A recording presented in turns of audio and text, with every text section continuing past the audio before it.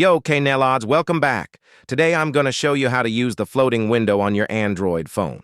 This feature is a total lifesaver, because let's be real, who has time to keep switching between apps? We need speed.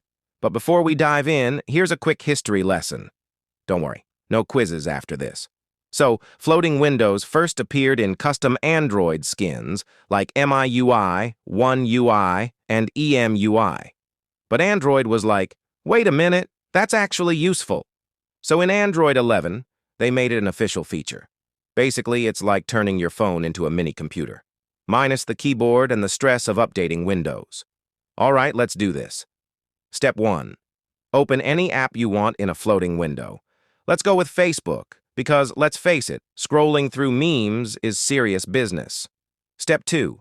Swipe down to open the notification panel. Look for the floating window icon and tap it. Step 3. Boom! Your app is now floating like it just unlocked a special power-up. You can move it, resize it, and feel like a multitasking genius, and that's it. Floating windows make life so much easier.